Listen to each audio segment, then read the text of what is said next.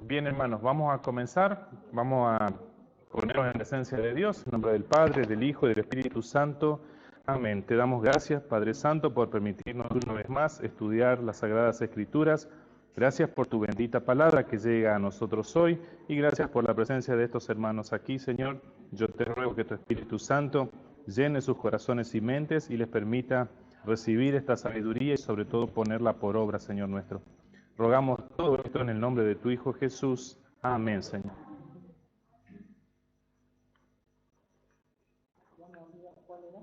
Bien, San Juan 3.16. 3.16, si lo quieren anotar así.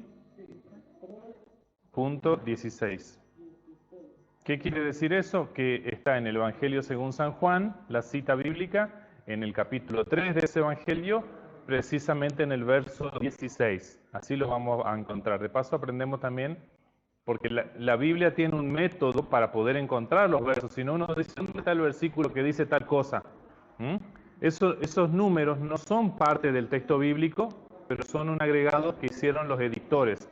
Las editoriales le agregaron eso para poder ayudarnos a encontrar más rápido, más fácil, ¿no? Lo mismo que los subtítulos que podemos encontrar por ahí. Ven, por ahí dice el subtítulo, Jesús enseña a Nicodemo.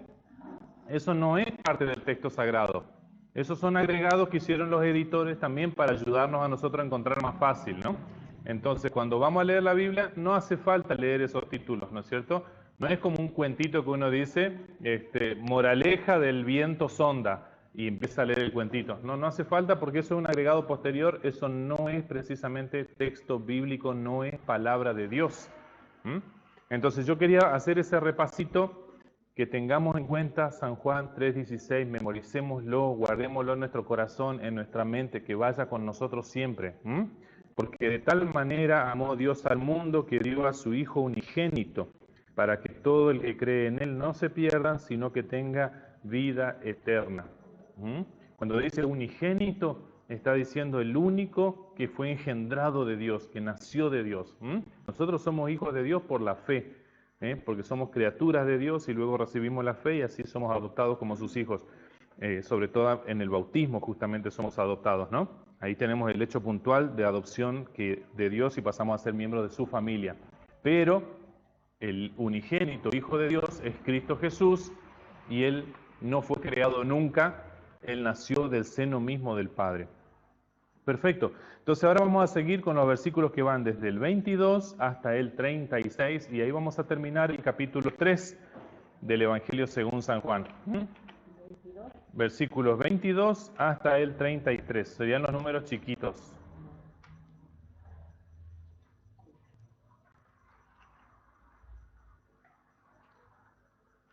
Entonces, Evangelio según San Juan, capítulo 3, versículos 22. Exactamente, acá.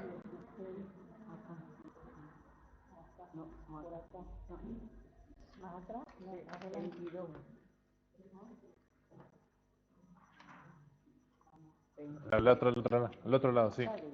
Acá. Vamos a leer desde acá hasta ahí, ese pedacito de arriba, nada más, ¿sí? Bien. Yo voy a hacer la primera lectura de una porción y vamos a charlar y vamos a desmenuzar esa porción para entenderla. Y luego seguimos con la segunda parte. Acá tenemos dos porciones grandes. La primera porción va entonces desde el versículo 22 hasta el versículo 30 y dice así. Después de esto, Jesús fue con sus discípulos a la región de Judea. Allí pasó algún tiempo con ellos y bautizaba.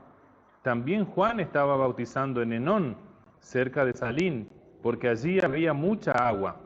Así que la gente iba para ser bautizada. Esto sucedió antes de que encarcelaran a Juan. Se entabló entonces una discusión entre los discípulos de Juan y un judío en torno a los ritos de purificación. Aquellos fueron a ver a Juan y le dijeron, Rabí, fíjate, el que estaba contigo al otro lado del Jordán y de quien tú diste testimonio, ahora está bautizando y todos acuden a él. Nadie puede recibir nada a menos que Dios se los conceda, le respondió Juan. Ustedes me son testigos de que les dije, yo no soy el Cristo, sino que he sido enviado delante de él. El que tiene a la novia es el novio, pero el amigo del novio que está a su lado y lo escucha, se llena de alegría cuando oye la voz del novio. Esa es la alegría que me inunda. A él le toca crecer y a mí menguar. Hermosa, hermosa palabra, hermoso texto este, que lo dice ¿quién? Juan. ¿Qué Juan? Juan el Bautista. No es el mismo autor del Evangelio según San Juan, ¿verdad? Eso tenemos claro, lo habíamos hablado en la primera clase, ¿verdad? Sí. Entonces, esto lo está diciendo San Juan Bautista y lo registra el discípulo amado Juan el Evangelista, no el Bautista, para hacer una diferencia. Perfecto. Después de esto comienza diciendo la porción bíblica. ¿Después de qué? ¿Qué sería esto? ¿Después de qué? No, después de toda esa prédica que hizo Jesús, ¿no es cierto? Que predicó ahí en el templo, ¿verdad? Después de toda esa prédica que hizo, Jesús se va para el lado del río, se va donde hay agua. ¿Y a qué se va para esa zona?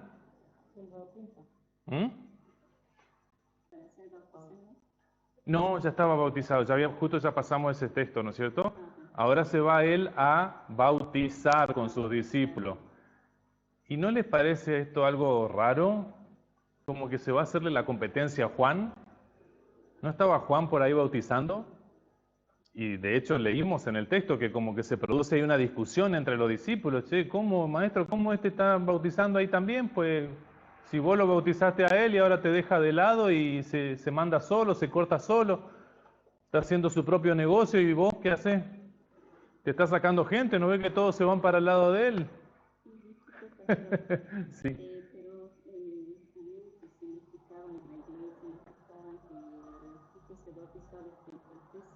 Sí. A los 30. 33 murió. Y tuvo más o menos periodo de 3 años de ministerio, digamos, de prédica, ¿no? O sea, comienza su ministerio con su bautismo, digamos. Así es. ¿Esa es la pregunta?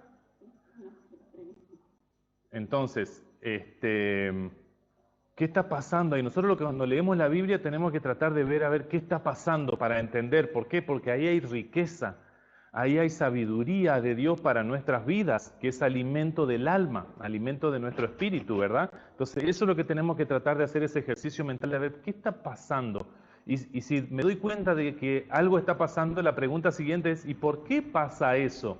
Y la última pregunta sería ¿y para qué sucede todo eso? ¿Qué intenta Dios enseñarme a mí? ¿Por qué razón hacemos todo ese ejercicio? Porque todo este texto bíblico que el Espíritu Santo de Dios se encargó de dejar registrado a través de los santos apóstoles, tiene un fin, tiene un propósito, que es a nosotros edificarnos, hacernos crecer, aumentar la fe, madurar en la fe. Entonces nosotros tenemos que hacer ese ejercicio de tratar de captar esa enseñanza, esa sabiduría, alimentarnos. Para eso tenemos que tener también una buena disposición y ponerle ganas, garras. Si yo voy y leo así como que, oh, qué pesado, otra vez leo esto, no tengo ni ganas de leer todo esto, mejor dejo nomás, como los nenitos que van a la escuela y uno tiene que obligarse a la tarea, no funciona así, no es bueno así. Esto es palabra de Dios, esto no es como leer cualquier libro, esto no es palabra de hombre. La palabra de Dios es alimento a nuestro espíritu. No hay otra cosa con que alimentar nuestro espíritu, solamente con la palabra de Dios. Entonces, acá estamos ante algo sagrado. Exactamente, pero es cuando hacemos ese ejercicio también de intentar aprender. ¿Saben? Hay dos palabras muy parecidas, aprender y aprehender. Tiene una H entre las dos E, ¿no es cierto? Aprender es, bueno, leo, mastico, medito, pienso, pero aprehender tiene que ver con atrapar, agarrar, hacerlo mío, apropiármelo. ¿Entiende? Entonces, en cuanto a la lectura de la Biblia, tratamos de hacer todo eso, aprender y aprehender. Perfecto. Entonces, Jesús se va, dice, y empieza a bautizar, y acá quiero hacer una aclaración. ¿Bautizaba Jesús él mismo? ¿Agarraba un cuenco y echaba agua sobre las personas? Tenemos otro texto bíblico paralelo que dice que Jesús no era él mismo el que bautizaba, sino sus discípulos. Entonces, cuando el texto bíblico dice que Jesús se va a bautizar, está diciendo, sí va él, pero ya había delegado esa tarea en sus discípulos que luego, al enviarlos a la misión en el mundo, los llama apóstoles, que apóstol significa enviado, mensajero, ¿no? Perfecto. Entonces, no es que físicamente Jesús está bautizando, muy probablemente Jesús está predicando, la gente se acerca y los discípulos bautizan. ¿Mm? Para que nos hagamos una imagen también de cómo estaban trabajando. Perfecto. ¿Por qué razón se da esta situación de que casi como que están ahí como compitiendo y parece que están muy cerca? ¿Por qué razón se van ahí a un lugar que están tan cercano? ¿Por qué no se va Jesús a otra punta del río Jordán y lo deja tranquilo a Juan que haga su tarea en ese lugar? ¿Por qué será? ¿Dice el texto algo que nos ayude a interpretar, a entender por qué están ahí tan cerquita? Jesús era el enviado, él tenía que hacer eso, ¿no? Porque él era hijo de Dios. Sí, sí, perfecto. Pero Sí, Juan, tiene razón. no sé, era tan... Pero Jesús no bautizaba, ¿no? Materialmente no, pero que lo hagan sus discípulos es lo mismo, ¿no es cierto? Porque lo hacen en el nombre de Cristo, en el nombre de Jesús, ¿no? Es lo mismo. Pero miren, presten atención ahí al texto, eso es lo que yo quiero enseñarle a ustedes, a que presten atención a esos pequeños detalles que nos dan luz. Miren el versículo 23, ¿m? Dice que estaba Juan bautizando en Enón, en esa región, esa zonita, tal vez era un lugarcito ahí, cerca de Salín, tal vez era una aldea, porque allí había mucha agua. Ahí está el detalle. Ahí se hacía como una pequeña lagunita, porque el río Jordán realmente es como un hilito, como lo que dirían en otros lados, un arroyito, aunque acá en la zona donde vivimos nosotros los ríos de montaña son así finitos, chiquitos, ¿no es cierto? Pero igual, en la época seca, digamos, cuando el hilito es bien finito o directamente se corta, hay que buscar lugares donde el agua se junte un poco más, ¿verdad? Bueno, algo así estaba pasando en ese tiempo. Entonces, fueron a ese lugar donde había mucha agua, mucha más agua, y bueno, y se encontraron ahí esas dos potencias, llamados Juan el Bautista y Jesús de Nazaret. Pero ya había pasado el hecho del bautismo, ya se habían encontrado y ya se conocían. Lo único que todavía Juan no estaba seguro de quién era este Mesías que él había bautizado. A Juan le costaba entender. ¿Se acuerdan cuando estudiamos los pasajes anteriores que hablamos de cómo a nosotros nos cuesta entender la voluntad de Dios? Nos cuesta, somos muy duros, necesitamos más tiempo. Bueno, a Juan le está pasando algo así. Hay un incidente más adelante que Juan, cuando ya está preso, por eso acá el texto nos dice que Juan todavía no había sido encarcelado, cuando ya está preso, manda a sus discípulos a preguntarle a Jesús si él era el Mesías que había de venir o si debían esperar a otro. Juan después preso pregunta eso. O sea que en este momento, cuando estaba libre todavía, él tiene duda de quién es Jesús. No le cierra del todo. ¿Sí? Sin embargo, él tiene un mensaje que se le dio del cielo, porque él es profeta de Dios, y él tiene algo muy claro, que si ese que yo tengo duda es realmente el Mesías, yo no tengo que interferir en su trabajo. Yo no tengo por qué meterme y hacerle la contra. Acá no estamos compitiendo, le está diciendo él a sus discípulos. Presten atención, miren ahí los versículos que tienen en su Biblia. Versículo 25. Se entabló entonces una discusión entre los discípulos de Juan y un judío en torno a los ritos de purificación. Entraron ahí en discusión porque había un judío, seguramente que era un judío muy puritano, una persona que se atenía mucho a los rituales, a hacer todo bien, correctamente, a rajatabla, ¿verdad? Y los cuestionó a los discípulos de Juan. Miren, aquel que está allá, tal vez pensando, viendo lo que hacía Jesús, él no tiene tanta vuelta, él bautiza nomás y rápido, y ustedes hacen más circo, más rituales, más esto, más el otro. ¿Cómo es al final? Y ahí los discípulos entonces como que se molestan con la forma tal vez en que está llevando adelante Jesús los bautismos. No es igual, no está haciendo igual las cosas que las hacía Juan. Y ese dato es muy importante, nos está diciendo algo más, nos está enseñando algo más. Nosotros tenemos que interpretar que el tema del bautismo de Juan y el bautismo de Jesús cambió ¿Por qué? Porque es una etapa de transición entre el antiguo pacto y el nuevo pacto que viene Jesús a establecer. Entonces Jesús hace nuevas todas las cosas. Jesús no viene a mantener todo igual. Jesús le va a dar un nuevo sentido a todas las cosas como le dio a los mandamientos de Dios. Y en cuanto al bautismo, también Jesús viene a darle un sentido mucho más profundo. Mucho más profundo, ¿sí? Por eso le dice a Nicodemo, el texto que habíamos tratado hace 2 semanas atrás o 3 semanas cuando vine la última vez, le dice, te es necesario nacer por el agua y por el Espíritu. Te es necesario nacer de lo alto, o sea, de arriba, nacer de nuevo, nacer de Dios. Y eso se produce en el bautismo, por eso dice por el agua y por el Espíritu. Jesús está dándole una vuelta de rosca y ya el bautismo de Jesús va a ser más distinto que el de Juan. O el bautismo que conocían de otros también antes, porque el bautismo no es una novedad. Muchos creen que es una novedad en el Nuevo Testamento y no, es un ritual que ya se practicaba de antaño. El pueblo de Israel, cuando salió de Egipto, fueron bautizados en la nube con la cual Dios los guiaba durante el día. ¿Se acuerdan? No sé si leyeron esos textos, pero si los quieren leer, son preciosos. El libro de Éxodo dice que Dios guiaba a su pueblo por el medio del desierto con una nube durante el día. Y la nube, ustedes saben, es condensación de agua. Y entonces dice también el texto bíblico que el pueblo fue bautizado en esa nube. Y de noche esa nube en realidad era una columna de fuego que los guiaba en la oscuridad. Y ellos marchaban.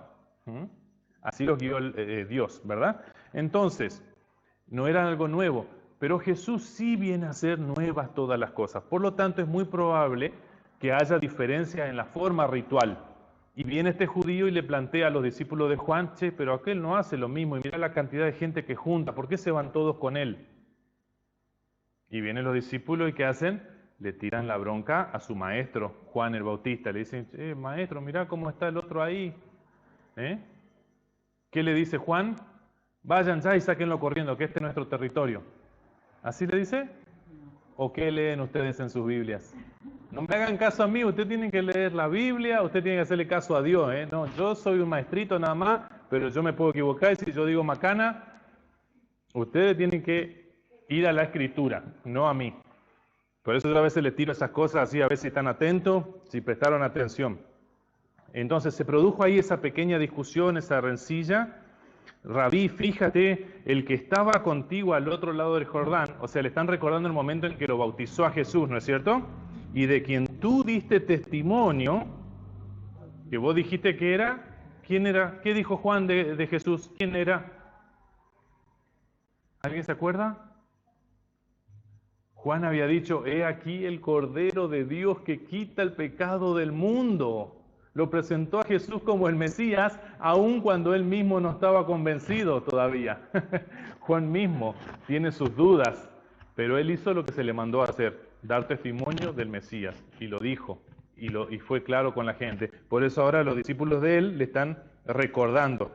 Ese mismo, mirá, ahora está bautizando y toda la gente se va con él. Acá no tenemos clientes ahora, nos está sacando toda la clientela. Algo así, para entender así como serían nuestros tiempos por ahí, ¿no? Entonces, vayamos pensando todas las cosas que se están jugando ahí, todos los intereses que está viendo, incluso intereses mezquinos también hay ahí en el fondo, porque los discípulos no entienden bien, ellos no son el profeta al cual Dios le habló y lo envió como sí es Juan el Bautista, ¿no? Entonces ellos piensan que acá hay una cuestión de competencia. Mirá, vos lo bautizaste a él y ahora ¿qué hace? Viene y te compite a vos. Es como vos lo ayudaste a levantar el negocio y ahora te está sacando cliente. Y nada que ver, nada que ver. De fondo, lo que nosotros tenemos que también pensar acá, hermanos, es cuántas veces nosotros tenemos una mirada puramente terrenal, puramente temporal. Nosotros miramos hasta donde nos alcanza la vista y creemos que eso es todo lo que hay, eso es todo lo que pasa y juzgamos, tomamos decisiones y hasta condenamos a las personas por lo que simplemente vemos y podemos apreciar con nuestros sentidos. Y la verdad es que como vemos parcialmente, como vemos limitadamente, juzgamos mal y condenamos precipitadamente y hacemos daño. muchas veces hacemos mucho mal por no dejarle a Dios ser Dios. Por eso es mejor ser paciente, ser tolerante, cuidar de mi prójimo y dejarle el juicio a Dios. Él sabrá qué hace. Él se va a encargar, ¿no es cierto? Y no precipitarnos, ¿no? En cuestiones espirituales, en cuestiones que son trascendentales, o sea, van a trascender esta vida. Esto va para la vida eterna. Ahí manda Dios, no nosotros. Entonces, cuidado con apresurarse, ¿no? Y eso es lo que le está pasando a los discípulos de Juan. Se están apresurando, están haciendo un juicio muy evidente, muy obvio por lo que ven, pero no es real. Este hombre de Dios, Juan el Bautista, responde. Miren cómo responde. La primera respuesta que le da Juan el Bautista es: nadie puede recibir nada a menos que Dios se lo conceda. ¿Saben qué? Ese texto a mí me hizo acordar a un texto que dice el apóstol San Pablo en 1 Corintios 4:7, se los leo. Miren, 1 Corintios 4:7 dice: ¿qué tienes que no hayas recibido? Y si lo recibiste, ¿por qué presumes como si no te lo hubieran dado? Eso dice San Pablo. ¿Qué tienes que no hayas recibido? A ver, ¿qué tenemos que no se nos haya sido dado? ¿Qué cosas se pudieron comprar, pudieron obtener en este mundo por sus propios esfuerzos? ¿Acaso pudieron ustedes darse la inteligencia, darse la salud, darse la fuerza? Pero las cosas materiales no vienen si Dios no nos da antes, por ejemplo, salud, trabajo, nos bendice con distintas cosas. Entonces, en verdad, siendo sinceros de corazón, todo lo que tenemos nos lo dio Dios. Y ya lo dice como si... Nosotros, sí, y es mío, decimos es mío, yo me lo gané con mi propio esfuerzo.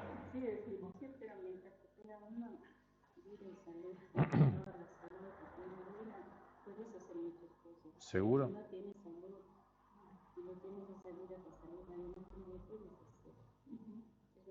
Tal cual.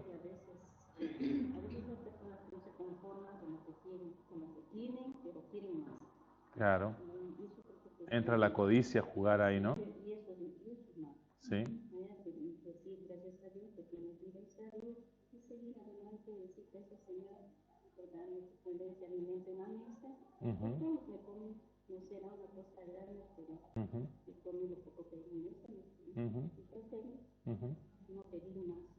¿Y qué hacemos si alguien viene, golpea la puerta y dice tengo hambre? ¿Por qué? Porque todo viene de Dios. Así que si tenemos la oportunidad de compartirlo, vamos a compartir sin miedo a que me falte mañana, porque confío en Dios. No podemos negar el pan, el agua, lo que sea, ¿no? O sea,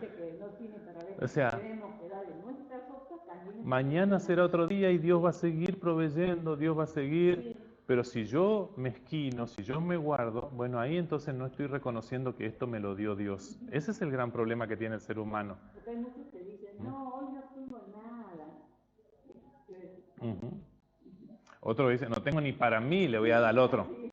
Pero otros piden y miran a la media cuadra y ha ido a comprar un alcohol mezclando con agua. Y sí. Y eso también hay que ver que realmente uno que necesita bueno. Sí. Y ahí no podemos nosotros alimentar con los vicios. Pero cuando yo tengo, yo le doy algo para comer y no me quiere decir, no, yo quiero plata. No tengo hambre. No, entonces no tengo nada, yo tampoco le digo. Claro. Ellos andan pidiendo para comprarse, para seguir haciendo el vicio y seguir. Bueno, pero nosotros, por un lado, creo que no podemos andar controlando a todos qué hacen con la ayuda que le dimos, ¿no? Porque pasa incluso que hasta usted le da ropa a la gente y va y después la vende o la tira. Yo he visto gente que se pone una vez y después ya no la lava, la deja tirada y va y pide otra vez.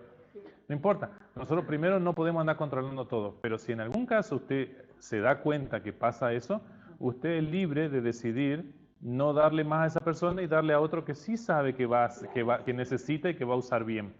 Tenemos esa libertad en Cristo de usar bien los recursos que Dios nos dio, ¿no es cierto? Entonces, lo hacemos con tranquilidad, pero tampoco nos sentimos tan culpables ni nos desesperamos para andar buscando, investigando a ver en qué va a usar la plata que le di.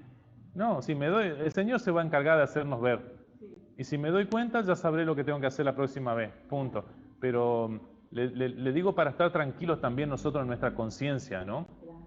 Yo di, y si él usó mal la plata, es problema de él con Dios, no mío. Yo hice lo que correspondía, lo que entendí que era mejor en ese momento, y yo lo ayudé. Si usó mal, y bueno, el Señor tomará cuentas del asunto, cartas en el asunto, ¿no? Pero acá está hablando de algo más. Si bien dice una verdad espiritual Juan, él está hablando de algo más puntual. ¿Qué está queriendo decir Juan a sus discípulos acerca de Jesús que está del otro lado? Esa es la pregunta que tenemos que responder ahora. Porque ellos le preguntan, ¿sí? ¿Cómo aquel que vos lo bendijiste, lo bautizaste, ahora te hace la competencia? Y Juan le dice, nadie puede recibir nada a menos que Dios se lo conceda. Por lo tanto, lo que está diciendo, si él hace eso es porque Dios lo mandó y Dios le dio la autoridad y el poder para hacer lo que está haciendo. Y más, ¿saben? Algo más está diciendo Juan ahí. Entre líneas está diciendo, Él es más poderoso que yo, Él tiene un ministerio más grande, Él viene para hacer algo que yo no fui llamado a hacer y no puedo hacer. Todo eso está diciendo en esa pequeña frasecita detrás. Ya lo va a explicar, sigamos leyendo. Ustedes me son testigos, le dice a su discípulo, estoy en el versículo 28, ¿no? Ustedes me son testigos de que dije, yo no soy el Cristo, sino que he sido enviado delante de Él. Miren pero mire este hombre de Dios, qué ubicado que es, qué sensato, qué coherente. Yo no soy el Cristo, Él sabe bien cuál es su lugar, cuál es su misión y cuál es su trabajo. Y de ahí no se va a mover. Y no va a salir como tonto a cuestionar a Jesús por qué no se va al otro lado del río, más lejos. No, si Él hace eso, Él sabe. Yo sé que mi misión ya está cumplida. ¿Sí? Versículo 29. Ahí les baja otra enseñanza muy profunda. El que tiene a la novia es el novio. ¿Quién es la novia? ¿Saben ustedes? En Efesios 5 nos dice que la iglesia es la novia. Entonces, todos esos que se están bautizando ahí con Jesús, ¿qué son ahora? La iglesia, la novia. Entonces, Él es el novio, le está diciendo a sus discípulos Juan, yo no soy el novio. ¿Por qué cómo les dice que Él no es el novio? El amigo del novio, dice en el versículo, en la frase siguiente, que está a su lado y lo escucha, se llena de alegría cuando oye la voz del novio. Y esa es la alegría que me inunda ahora. Muchachos, alégrense conmigo, les está diciendo Juan a su discípulo. Ustedes tienen que, en lugar de estar viendo esa pavada de competir, ustedes tienen que estar contentos celebrando conmigo que el novio está predicando y que tiene a la novia. La novia está empezando a aparecer ahora en el mundo. Jesús está instalando la iglesia en el mundo para que la iglesia haga la obra de Dios, que es instaurar el reino de los cielos aquí ya en la tierra, ahora ya. Entonces yo estoy lleno de alegría, me inunda la alegría. Miren, en el agua, hablando de agua, inundación, hace ese jueguito de palabras, ahora me inunda a mí la alegría, dice Juan, ¿no? Y por último cierra esto para que no se discuta más, para que no se cuestione más, para que no se hable más y para que sus discípulos empiecen a tomar decisión ya de a quién van a seguir. No lo tienen que seguir a Él, ¿no? Por eso dice, a Él le toca crecer ahora y a mí achicarse, menguar. ¿Se acuerdan la luna, cuarto menguante? ¿No es cierto? Menguar. Yo voy a desaparecer porque yo ya cumplí mi misión. Él, hasta que lo bautizó a Jesús, él ya cumplió su misión. Y ahí empezó un menguar, pero rapidísimo, un desaparecer rapidísimo hasta que le cortó la cabeza a Herodes. Fue rapidísimo, no es que, bueno, se pudo retirar al campo y llevar sus últimos años de vida tranquilo, apacentando ovejas, no, menguó rapidísimo, pum, cortaba la cabeza y arriba con el Señor. Miren si no la tenía clara también el cuál iba a ser su destino, ¿no? Él va a crecer y yo menguar, yo tengo que desaparecer porque Él es el que debe brillar, Él es el Señor, Él es el novio. Y eso exige fe. ¿Para qué nos quedó registrado este texto bíblico a nosotros hoy? Para que podamos nosotros también aprender de Juan el Bautista a tener fe en Dios aunque no entendamos todo, aunque no veamos qué va a pasar mañana. Él no entendía todo, pero él creyó en la palabra de Dios. Y la palabra de Dios le dijo, este es mi hijo muy amado en quien me complazco. A él oigan. Listo. No entiendo bien quién es, no entiendo bien cómo es, no entiendo bien por qué hace lo que hace, por qué no hace las cosas más rápido, por qué no termina el hambre en el mundo, por qué no para las guerras, por qué no entiendo bien. Pero a Él le creo, porque Él es el único y verdadero Dios. Y no podemos creer en otro. ¿A dónde vamos a ir? Sin Dios, ¿a dónde vamos a ir?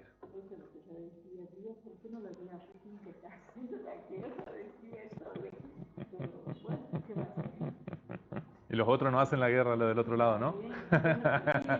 Es de todo, es de todo. Esa es la pregunta, ¿quién empezó? Vamos a la segunda partecita que es más cortita, versículos 31 al 36. Sigue hablando Juan, ¿no? El que viene de arriba está por encima de todos. El que es de la tierra es terrenal y de lo terrenal habla. El que viene del cielo está por encima de todos y da testimonio de lo que ha visto y oído. Pero nadie recibe su testimonio. El que lo recibe certifica que Dios es veraz. El enviado de Dios comunica el mensaje divino, pues Dios mismo le da su espíritu sin restricción. El Padre ama al Hijo y ha puesto todo en sus manos. El que cree en el Hijo tiene vida eterna, pero el que rechaza al Hijo no sabrá lo que es esa vida, sino que permanecerá bajo el castigo de Dios. Bien, sigue hablando Juan como les dije y sigue explicando él quién es Jesús ahora. Ya no quiere hablar de él. Les tiene que enseñar a sus discípulos quién es ese Jesús. ¿Para qué? ¿Para qué les explica todo eso él? Y lo sigan, para que crean y lo sigan, porque los discípulos seguían con Juan. Esa es la realidad que vemos, ¿no? Los discípulos siguen todavía con Juan porque, claro, uno se encariña con su maestro, pero el buen maestro les tiene que decir toda la verdad. Y por más que sea bueno que estemos juntos, lo mejor para ellos es que estén con Jesús, porque Juan no va a ser su salvador. Jesús sí. Así que lo está conduciendo en realidad a él, al maestro, a Jesús, el verdadero rabí. Así que les explica quién es Jesús. ¿Jesús quién es? El que viene de arriba, el que viene de lo alto. ¿Se acuerdan, Nicodemo, te es necesario nacer de lo alto? O sea, ¿de quién? Jesús, ¿de quién le estaba diciendo a Nicodemo que tenía que nacer? De él mismo, de Jesús mismo.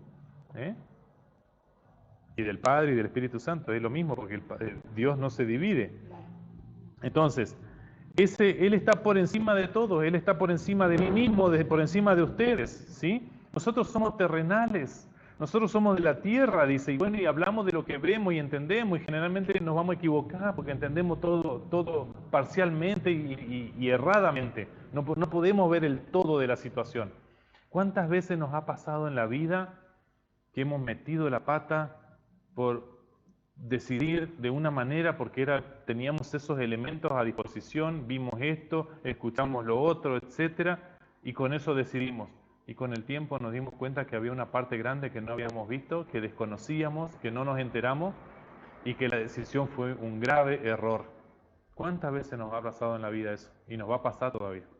¿Sí? Entonces, cuidado con precipitarse, cuidado. A veces es mejor dejar pasar el tiempo va decantando, Dios va mostrando otras cosas, nos va dando sabiduría. ¿Entienden? Más tranquilo, y en ese dejar pasar las cosas no es que estamos siendo inoperantes, no, mientras tanto dejamos que Dios sea Dios, que Dios actúe y le pedimos que Él intervenga. Y Él va a hacer. Y seguramente los frutos van a ser mucho mejores que si nosotros intervenimos y queremos hacer como a nosotros nos parece. Eso es muy humano, todo lo hacemos, pero tiene su precio. Y en cambio, si Dios lo hace, es perfecto, es bueno, se disfruta, trae paz, trae felicidad, trae gozo duradero. Entonces esa tiene que ser nuestra búsqueda, dejarle a Dios ser Dios. Entonces Él le aclara lo que yo le decía, nosotros somos terrenales, le dice a su discípulo, pero el que viene del cielo, o sea Jesús, Él está por encima de todos, Él es alguien muy grande, muy superior, le está queriendo decir. Porque Él es el que nos va a contar a nosotros realmente cómo es el Padre, cómo es la verdadera vida eterna, cómo es la vida en el cielo con Dios y por la eternidad. Porque Él ya lo vio, Él ya lo oyó, Él es un testigo fiel, Él puede contar de verdad, ¿no? ¿Y qué pasa con ese testigo fiel, ese testigo verdadero, ese que dice la verdad? ¿Qué pasa? Nadie recibe su testimonio, dice el texto bíblico ahí, ¿no? Versículo 32 al final. Sí, adelante. Nadie recibe su testimonio, dice. Pero ¿cómo que nadie recibe su testimonio? ¿No estaba diciendo hace un rato que se van la gente ahí con él?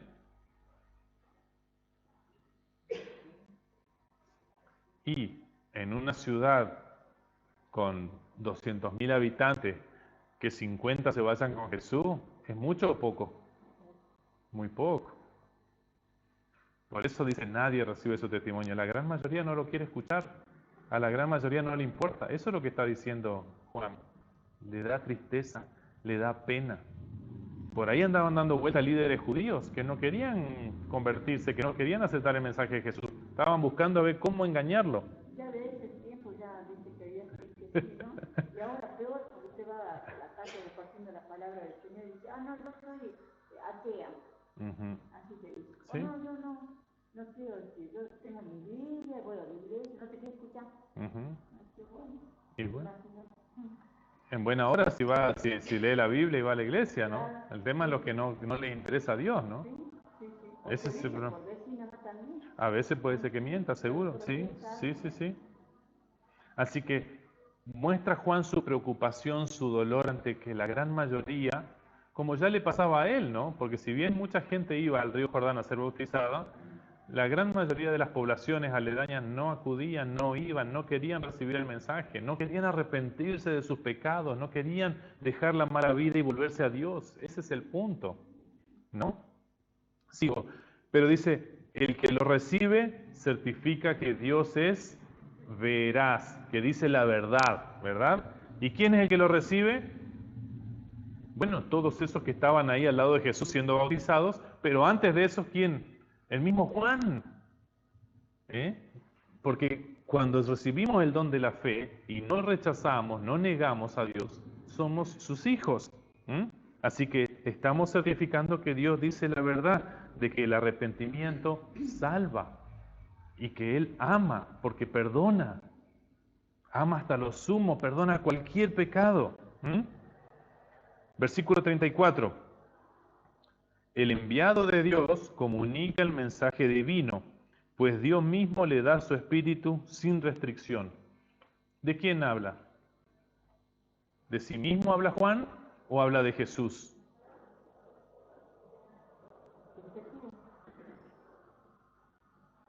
¿Y de él no? Sí, pero ¿y a él no? ¿De él mismo no hablaría? Porque él también recibió un mensaje, él se comprometió con ese mensaje y él fue y lo comunicó ese mensaje. Habla de él mismo, habla de Jesús y habla de todos nosotros que recibimos su mensaje y hoy lo comunicamos. Está diciendo una verdad que es para todos los que creen. Repito, el enviado de Dios comunica el mensaje divino. Eso hacemos los cristianos justamente. Fuimos enviados por Dios a este mundo a predicarle un mensaje de salvación, de vida eterna, de perdón en Cristo Jesús. Pues Dios mismo le da de su espíritu sin restricción. O sea, Dios mismo nos empodera con el don, con el regalo de su Espíritu Santo. Y no nos da una cuota pequeñita, no nos da de manera limitada. Dice, sin restricción, sin límite. Todo lo que necesites lo tenés ahí a disposición para hacer la misión. Así que cuando decimos por ahí, no, yo no puedo compartir la palabra de Dios, yo no puedo ayudar, yo no puedo dar un testimonio de quién es el verdadero Dios, el Dios de la Biblia, cuando pongo muchos peros, muchos no, en realidad el problema está en mí, no en el Espíritu Santo de Dios. El Espíritu Santo de Dios en realidad me está empujando, me está llevando, me está poniendo gente con necesidades, oídos que están, personas con dolor que están esperando un oído que los oiga, alguien que les dé consuelo, y nosotros por ahí nos cansamos, nos sentimos muy cómodos, preferimos disfrutar de otras cosas de este mundo, ¿no es cierto? Y por lo tanto le ponemos límite a la obra de Dios. Pero Dios da su espíritu sin restricción, o sea, en abundancia, todo lo que necesite. Cada uno sabrá después qué hace con ese regalo de Dios también y tendrá que dar cuenta delante de Dios mismo, ¿no? Versículo 35, quedan dos. El Padre ama al Hijo y ha puesto todo en sus manos.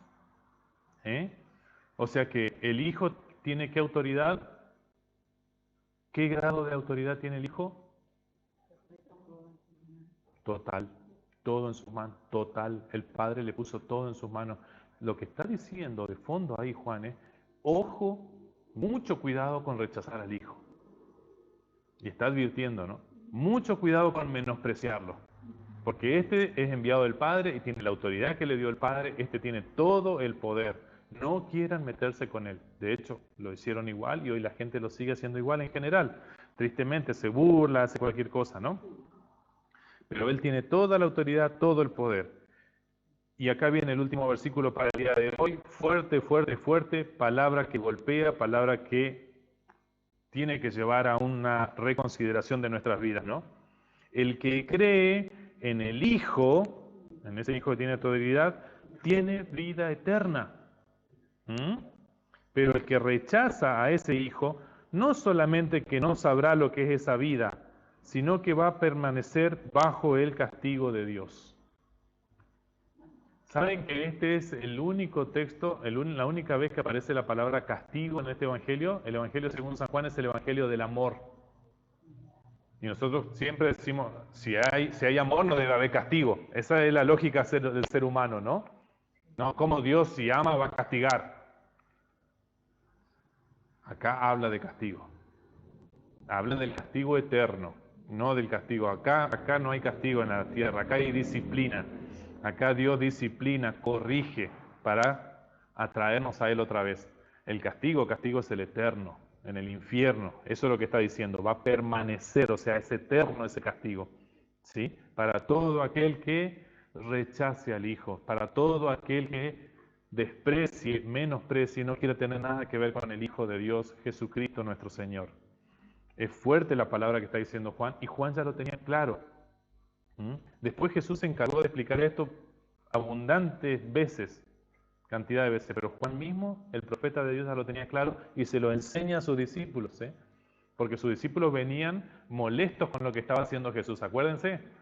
Entonces, ojo con meterse con ese, más vale síganlo, les conviene seguirlo. Ahora, hay un punto que no quiero dejar pasar para cerrar esto, porque hay mucho problema con eso. El ser humano tiene la tendencia a creer que tiene que portarse bien, que tiene que hacer algo para llegar al cielo, que tiene que pagar de alguna manera su salvación, su entrada al cielo.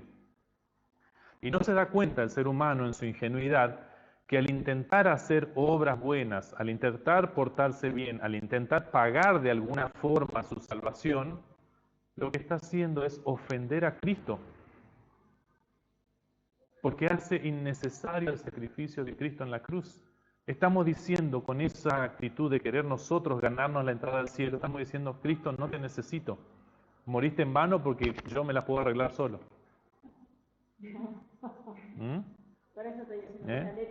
Por mí no necesitaba morir porque yo me puedo arreglar bien. Yo puedo cumplir los 10 mandamientos. Esa es la tontera del ser humano. El gran engaño que la gran mayoría cree. Muchos cristianos en las iglesias, tanto católicas, evangélicas, etcétera, creen que pueden ganarse la entrada al cielo. Lo que no se están dando cuenta es que están ofendiendo a Dios, porque están rechazando al Hijo. El Hijo vino para cumplir la ley por nosotros, en nuestro lugar, y para eso tiene suficientes méritos, 33 años de vida obediente, perfecta obediencia al Padre, pagó por toda la humanidad de todos los tiempos, los de antes, los de hoy y los que van a venir. Pagó por todos, Él cumplió la ley perfectamente porque nosotros no podíamos y no vamos a poder jamás. Pero no solo eso, sino que además pagó la pena que nos correspondía por ser pecadores. Y Él murió en nuestro lugar en la cruz.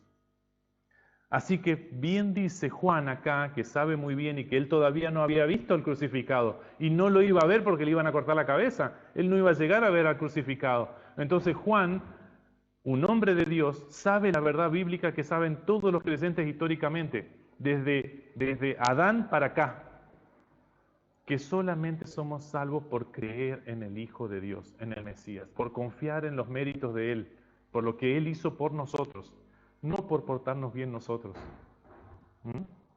Yo si me porto bien, si lucho hoy, si trato de hacer algo bueno hoy, ¿saben por qué es? Porque me siento tremendamente agradecido. Porque ya me regalaron la salvación, no la tengo que obtener. Entonces, si Dios fue tan grande, tan bueno, tan maravilloso de querer a mí, miserable pecador, darme la salvación, la entrada al cielo, ¿cómo me voy a ir a portar mal ahora? ¿Cómo voy a ir a deshonrarlo, a ser un desagradecido? No puedo, no quiero. Pero no me porto bien para querer entrar al cielo. Eso es un error, cuidémonos de eso. Por eso el texto de Juan dice, San Juan nos está avisando, San Juan Bautista, que el que cree en el Hijo tiene la vida eterna. Presten atención a esa enseñanza, el que cree en el Hijo, o sea, el que pone toda su fe, toda su esperanza, toda su confianza en Cristo crucificado ahí en la cruz, muerto por mí. Y no me miro a mí a ver cómo me porto bien. No me miro a mí a ver si estoy haciendo más o menos para que el día de mañana cuando llegue ahí San Pedro ponga en la balanza y pese y diga, bueno, sí, tenés un poquito más de buenas obras que malas obras. No, esa enseñanza no es correcta, no es acorde a la Escritura, no es bíblica. La enseñanza correcta es que por fe llegamos al cielo, solo por fe. Y por eso se dice evangelísticamente, si hoy tuvieras que partir de este mundo y tuvieras que ir a las puertas del cielo ahí para que Dios te deje entrar, para que San Pedro, quien sea que esté ahí, te deje entrar y te diga, ¿y por qué te tengo que dejar entrar a vos? ¿Qué vamos a decir? ¿Qué vamos a contestar? ¿Vamos a sacar y chapear ahí nuestras buenas obras? No, porque yo hice grandes obras de caridad, doné tanto dinero a la iglesia, ayudé a los niños muertos de hambre en África, hice esto, hice lo otro. Y nos va a mirar como diciendo, ¿y? Cristo murió en la cruz por toda la humanidad. Lo tuyo ni se compara con lo que Él hizo. No sirve esa respuesta. La respuesta correcta es porque Cristo murió por mí y Él ya pagó toda mi deuda. Él me dio la entrada al cielo. Por eso me presento acá. Porque creí en Él, confío en Él. No confío en mí mismo. ¿Ven la diferencia? Eso es fe, hermanos. Eso es fe. Aunque no veamos, aunque no entendamos, creámosle a Dios. Y por eso le decía Juan 3:16, de tal manera amó Dios al mundo que entregó a su Hijo único, el unigénito, para que todo el que cree en Él no se pierda. Todo el que cree en Él le da la vida eterna. Y eso nos enseña San Juan el Evangelista, ¿no? Bien, vamos a cerrar el estudio de hoy. Espero que se hayan quedado con muchas cosas para pensar, ¿sí? Para ir masticando, llevando. Es preciosa. Y es que eso es obvio, es una vida de agradecimiento, una vida de servicio, yo diría incluso una vida de sacrificio por la causa del Evangelio también, ¿sí? Si no quieren, si les cuesta entender eso y aceptar eso, miren la vida de los apóstoles. ¿Cómo murieron la mayoría de los apóstoles? ¿Saben ustedes? Todos murieron trágicamente, martirizados. ¿Por qué razón? Porque en esta vida va a ser así. Gente, esta vida, el ser humano, la gran mayoría del ser humano rechaza al Hijo de Dios. Y entonces, ¿qué hacen con todos aquellos que aceptan al Hijo de Dios? No se la hacen fácil. No le van a decir, qué bueno que crees en Jesús, te felicito, que sigas bien. Va a ser raro eso, ¿eh? La mayoría nos ve como una amenaza, se sienten juzgados, les molesta, y si nos pueden hacer tropezar, mejor. ¿No les pasa a ustedes cuando van a la iglesia y después se enteran de que hay vecinos que dicen, ay, esa que va y se golpea el pecho? Porque se siente incómoda, se siente juzgada por nuestra actitud sencillamente de ir a congregarnos. ya se sienten incómodos. Y uno no va a congregarse porque uno se golpea el pecho y sea un santulón. Uno va porque necesita de Dios. Y ahí se predica la palabra de Dios, que es alimento para mi alma. Por eso voy. Y necesito ver a mis hermanos, y seguramente mis hermanos también necesitan de mí, porque algo bueno tengo para compartirles. Nada más. No vamos porque nos creemos mejores que los otros. Al contrario, nos creemos peores y por esa necesidad vamos. Seguimos luchando contra el pecado, contra el mundo, contra las injusticias. Pero el que no está en el camino de Dios, el que rechaza al Hijo, se siente incómodo y molesta.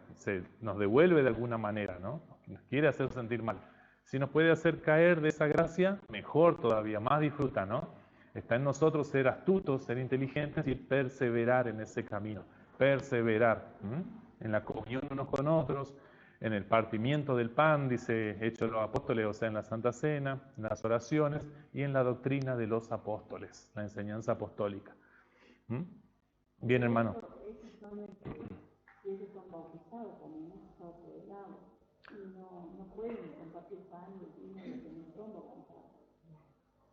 Bueno, estamos hablando de gente de iglesia, ¿no? O sea, de iglesia. O sea, la iglesia, o sea, se supone que si están en la iglesia ya han sido bautizados, ¿no? Fíjense que ahí vimos en el texto bíblico justamente Juan hablando de la novia, ¿y quiénes eran? Todos los que estaban siendo bautizados, ¿no? Ahí ya estaba la novia, la iglesia, ¿no? Sí, o sea, eso se da por entendido, ¿no? De que gente de iglesia es gente que ha sido bautizada por Dios, ¿no? Bautizada por Dios, no bautismo de hombre, ¿no? Porque está el bautismo de hombre también, eso que dicen, yo me bauticé, y yo conozco a algunos que hasta 5 veces se han bautizado. Bueno, eso es bautismo de hombre, ¿no? El bautismo de Dios es uno solo. ¿Y quién se lo impide, hermano? ¿Me entiende? ¿Por qué? Porque entienden mal la doctrina bíblica. El bautismo de Dios es uno solo. Dios bautiza una vez, porque Dios es fiel.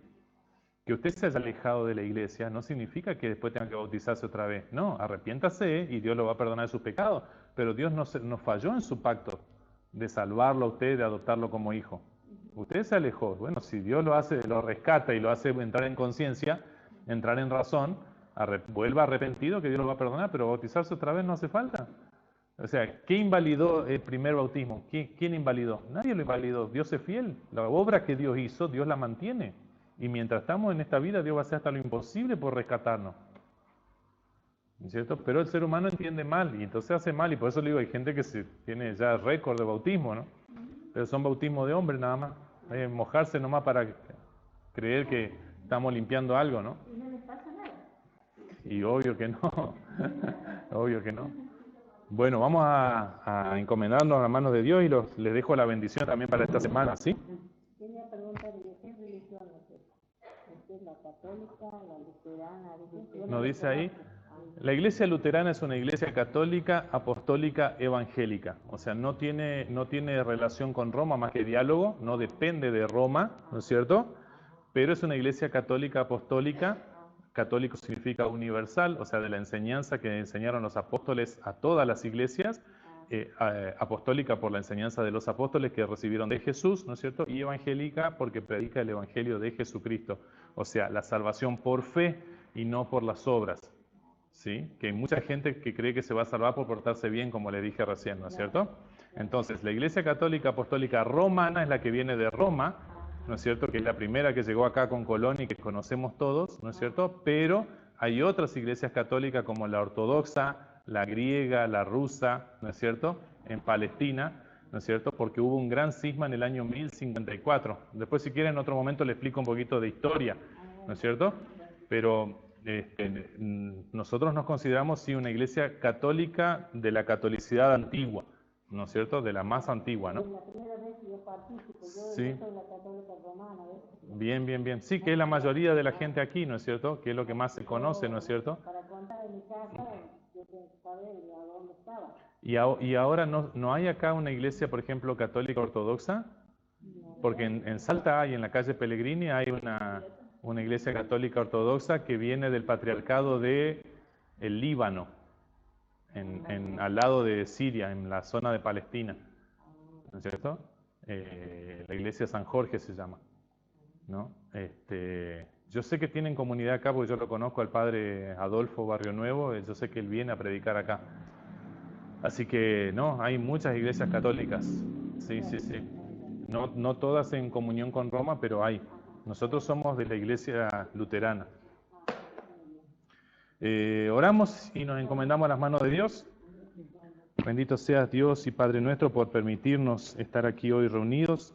Gracias Señor te damos por tu palabra bendita que nos instruye, que nos anima, que nos consuela y nos fortalece para seguir en esta vida, Señor, en este mundo de pecado, de injusticia y de maldad, donde tú nos has puesto como tu novia preciosa para que iluminemos al mundo con la verdad de tu Evangelio. Te ruego, Señor, por la vida de cada una de estas personas aquí reunidas, por su salud, por su integridad física, por su espíritu también, para que tú los fortalezcas con esta palabra y los lleves a ser de bendición, a hacer el bien a otros y a vivir una vida de agradecimiento. Gracias, Padre Santo, por tu gran amor, por tu misericordia y por tus siervos como San Juan Bautista, Señor, que nos han iluminado grandemente y nos ayudan hasta el día de hoy a permanecer en la verdadera fe que lleva a la vida eterna. Señor Dios nuestro, todas estas cosas te las rogamos en el nombre del Padre, del Hijo y del Espíritu Santo. Amén.